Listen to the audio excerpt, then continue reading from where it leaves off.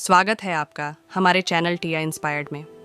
दोस्तों, आज की वीडियो को पूरा देखना अगर ज़िंदगी में ज़्यादा मुश्किल है आपकी मैं, तो आज से आपका जीवन बदल जाएगा। वीडियो को देखने के बाद आपकी सभी चिंताएं दूर हो जाएंगी। आज के बाद वीडियो को लाइक ज़रूर करना। एक बार देवर्षि नारद भगवान विष्णु के पास गए और प्रणाम करते हुए बोले, भगवान मुझे सत्संग की महिमा सुनाइए। भगवान मुस्कुराते हुए बोले, नारद तुम यहाँ से आगे जाओ, वहाँ इमली के पेड़ पर एक रंगीन प्राणी मिलेगा। वह सत्संग की महिमा जानता है, वही तुम्हें भी समझाएगा भी। नारद जी खुशी खुशी इमली के पेड़ के पास गए और गिरगिट से बातें करने लगे। उन्होंने गिरगिट से सत्संग की महिमा के बारे में पूछा। सवाल सुनते ही वह गिरगिट पेड़ से नीचे गिर गया और छटपटाते हुए प्राण छोड़ दिए। नारद जी आश्चर्यचकित होकर लौट आए और भगवान को सारा वृत्तांत सुनाया। भगवान ने मुस्कुराते हुए कहा, इस बार तुम नगर के उस धनवान के घर जाओ और वहाँ जो तोता पिंजरे में दिखेगा उसी से सत्संग की महिमा पूछ लेना। नारद जी क्षण भर में वहाँ पहुँच गए और तोते से सत्संग का महत्व पूछा। थोड़ी देर बाद ही तोते की आंखें बंद हो गईं और उसके भी प्राण पखेरु उड़ गए। इस बार तो नारद जी भी घबरा गए और दौड़े दौड़े भगवान कृष्ण के पास पहुँचे। नारद जी कहा, भगवान ये क्या लीला है? क्या सत्संग का नाम सुनकर मरना ही सत्संग की महिमा है? भगवान हंसते हुए बोले, ये बात भी तुमको जल्द ही समझ आ जाएगी। इस बार तुम नगर के राजा के महल में जाओ और उसके नवजात पुत्र से अपना प्रश्न पूछो। नारद जी तो थर-थर कांपने लगे और बोले, अभी तक तो पक्षी ही अपने प्राण छोड़ रहे थे। इस बार अगर वह नवजात राजपुत्र मर गया तो राजा मुझे जिंदा नहीं छोड़ेगा। भगवान ने नारद जी को अभयदान दिया। नारद जी दिल मुट्ठी में रखकर राजमहल में आए। वहां उनका बड़ा सत्कार किया गया। अब तक राजा को कोई संतान नहीं थी, अतः पुत्र के जन्म पर बड़े आनंदोल्लास से उत्सव मनाया जा रहा था। नारद जी ने डरते डरते राजा से पुत्र के बारे में पूछा। नारद जी को राजपुत्र के पास ले जाया गया। पसीने से तर होते हुए मन ही मन श्रीहरि का नाम लेते हुए नारद जी ने राजपुत्र से सत्संग की महिमा के बारे में प्रश्न किया तो वह नवजात शिशु हंस पड़ा और बोला, महाराज, चंदन को अपनी सुगंध और अमृत को अपने माधुर्य का पता नहीं होता। ऐसे ही आप अपनी महिमा नहीं जानते, इसलिए मुझसे पूछ रहे हैं। वास्तव में आप ही के क्षण मात्र के संग से मैं गिरगिट की योनि से मुक्त हो गया और आप ही के दर्शन मात्र से तोते की क्षुद्र योनि से मुक्त होकर इस मनुष्य जन्म को पा सका। आपके सान्निध्य मात्र से मेरी कितनी सारी योनियां कट गईं और मैं सीधे मानव तन में ही नहीं पहुंचा, अपितु राजपुत्र भी बना।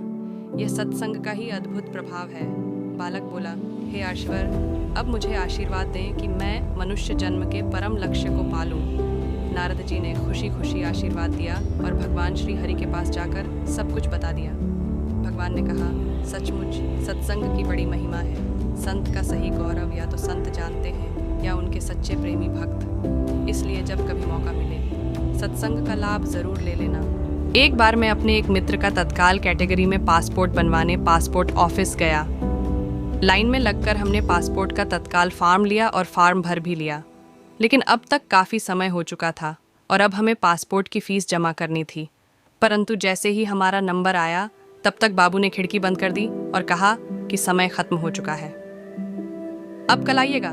मैंने उससे बहुत मिन्नतें की और उसे कहा कि आज पूरा दिन हमने खर्च किया है और बस अब केवल फ़ीस जमा कराने की बात रह गई है। आप कृपया फ़ीस ले लीजिए। लेकिन बाबू और बिगड़ गया, कहने लगा कि आपने पूरा दिन खर्च कर दिया तो उसके लिए वो जिम्मेदार है क्या? अरे सरकार ज़्यादा लोगों को बहाल करे, मैं तो सुबह से अपना काम ही कर रहा हूँ। खैर, मेरा मित्र बहुत मायूस हुआ और उसने कहा कि चलो अब कल आएंगे। मैंने उसे रोका और कहा कि थोड़ा रुको, एक और कोशिश करके देखता हूँ। बाबू अपना थैला लेकर उठ चुका था। मैंने कुछ कहा नहीं, बस चुपचाप उसके पीछे हो लिया। वो एक कैंटीन में गया। वहाँ उसने अपने थैले से लंच बॉक्स निकाला और धीरे धीरे अकेला खाने लगा। मैं उसके सामने की बेंच पर जाकर बैठ गया। मैंने कहा कि तुम्हारे पास तो बहुत काम है, रोज़ बहुत से नए नए लोगों से मिलते होगे। वो कहने लगा कि हाँ, मैं तो एक से एक बड़े अधिकारियों से मिलता हूँ। कई IAS, IPS और विधायक रोज़ यहाँ आते हैं। मेरी कुर्सी के सामने बड़े बड़े लोग इंतज़ार करते हैं। फिर मैंने उससे पूछा कि एक रोटी तुम्हारी प्लेट से मैं भी खा लूँ? उसने हाँ कहा। मैंने एक रोटी उसकी प्लेट से उठा ली और सब्ज़ी के साथ खाने लगा। मैंने उसके खाने की तारीफ़ की और कहा कि तुम्हारी पत्नी बहुत ही स्वादिष्ट खाना पकाती है। मैंने मैंने उसे कहा कि तुम बहुत महत्वपूर्ण सीट पर बैठे हो। इतने बड़े बड़े लोग तुम्हारे पास आते हैं, तो क्या तुम अपनी कुर्सी की इज्जत करते हो? तुम बहुत भाग्यशाली हो जो तुम्हें इतनी महत्वपूर्ण जिम्मेदारी मिली है, लेकिन तुम अपने पद की इज्जत नहीं करते। उसने मुझसे पूछा कि ऐसा कैसे कहा आपने? मैंने कहा कि जो काम दिया गया है उसकी इज्जत करते तो तुम इस तरह रूखे व्यवहार वाले नहीं होते। देखो, तुम्हारा कोई दोस्त भी नहीं है। तुम दफ्तर की कैंटीन में अकेले खाना खाते हो, अपनी कुर्सी पर भी मायूस होकर बैठे रहते हो, लोगों का होता हुआ काम पूरा करने की जगह अटकाने की कोशिश करते हो। बाहर गांव से आकर सुबह से परेशान हो रहे लोगों के अनुरोध करने पर कहते हो कि सरकार से कहो कि ज़्यादा लोगों को बहाल करें। अरे, ज़्यादा लोगों के बहाल होने से तो तुम्हारी अहमियत घट जाएगी। हो सकता है तुमसे ये काम ही ले लिया जाए। भगवान ने तुम्हें मौका दिया है रिश्ते बनाने के लिए, लेकिन तुम अपना दुर्भाग्य देखो। तुम इसका लाभ उठाने की जगह रिश्ते बिगाड़ रहे हो। मेरा क्या है, कल आ जाऊंगा या परसों आ जाऊंगा, पर तुम्हारे पास तो मौका था किसी को अपना एहसानमंद बनाने का। तुम उससे चूक गए। मैंने कहा कि पैसे तो बहुत कमा लोगे, लेकिन रिश्ते नहीं कमाए तो सब बेकार है। क्या करोगे पैसों का? अपना व्यवहार ठीक नहीं रखोगे तो तुम्हारे घर वाले भी तुमसे दुखी रहेंगे। यार दोस्त तो पहले से ही नहीं है। मेरी बात सुनकर वो रुआंसा हो गया।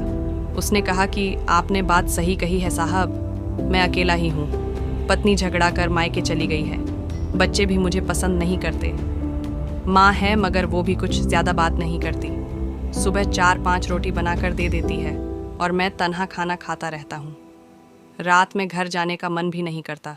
समझ में नहीं आता कि गड़बड़ी कहाँ है। मैंने हौले से कहा कि खुद को लोगों से जोड़ो, किसी की मदद कर सकते तो अवश्य करो। देखो, मैं यहाँ अपने दोस्त के पासपोर्ट के लिए आया हूँ। मेरे पास तो पासपोर्ट है ही। मैंने दोस्त की खातिर तुम्हारी मिन्नतें की, एकदम निस्वार्थ भाव से, इसलिए मेरे पास दोस्त हैं। तुम्हारे पास नहीं है।